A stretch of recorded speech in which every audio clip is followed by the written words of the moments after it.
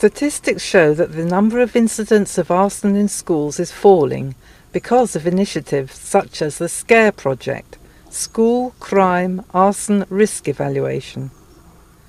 Bedfordshire and Luton Fire and Rescue Service have joined forces with the police and Bedford Borough Council to assess local schools. Thanks for coming, Thomas, to Dorbley Middle School today. I understand you're here to tell us about SCARE and the process involved in making our school a safer place in terms of fire and the risk of arson. We've worked very closely with Bedfordshire Fire Service for a number of years, and we're hoping to help the fire service develop this initiative in terms of making schools a safer place and reduce the risk of arson in schools. Basically what we'll do is we'll go around with yourself, me and PC Spicer. We'll start by going around the perimeter and we'll look at sort of high risk vulnerable areas like the bins, secluded areas, and then we'll work our way in, take a look at a couple of classrooms and see what the kind of security is on the windows and the doors. The SCARE project is about partnership working to try and reduce the risk of crime and arson in schools, and also to promote the use of sprinklers in schools as well. We do the visits in partnership with Bedfordshire Police, so that schools get the benefit not only of somebody with a fire service background looking for risks around the school, but also somebody with a general crime reduction background, because there's a massive overlap in how we on the kind of issues that what can be an arson risk is also a risk for other types of crime.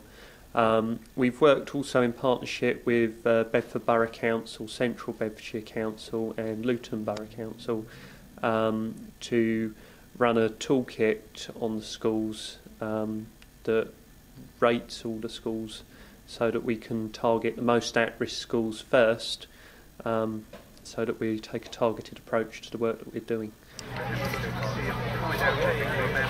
With these bins, I think the best thing the school could do would be just to chain them up where they are so that they can't be moved about and put into a more dangerous position.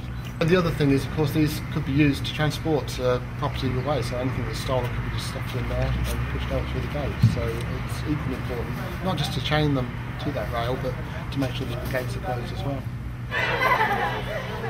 It's important to make sure that the skirt at the bottom is in good condition, because that stops build-up of combustible materials underneath the classroom that could be set light to. It also prevents people from deliberately putting things underneath the classroom and setting it alight.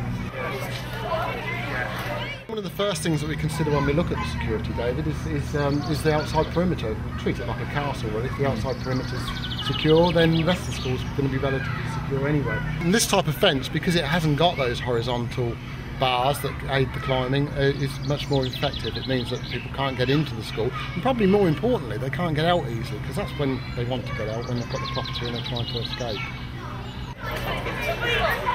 The letterbox can be a weak point in a school. You've got a box on the other side of yours that's going to contain anything that comes through and smother. If say a light was put through, it's going to be smothered inside there, which is really great. Obviously, if you don't actually need to use the letterbox, you could consider having it closed up as well.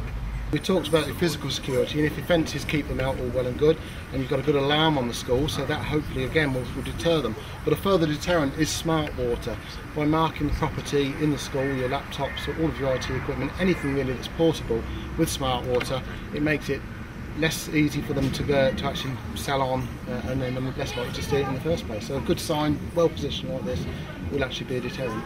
Yeah, this is a very good example of the sort of thing that we'd like to see property marked. It's very portable, very valuable, and marked with smart water. It's known as the DNA for property, in fact, so it's unique to this school, the bottle that you've used to put on this particular item. And under the UV lamp, which all the police officers have access to, you can see it glows there, a nice yellowy green colour, and that will identify it back to the school. In Bedfordshire as a whole, the trend for arson is that arson is coming down. But we're working with the schools specifically because schools are such an important buildings, not just for the teachers and the students, but schools are now used out of hours for adult education, local clubs, The loss of a school building to the community can have a really adverse effect on the community, so that's why we want to make sure that they're as safe as possible from the risk of deliberate fire.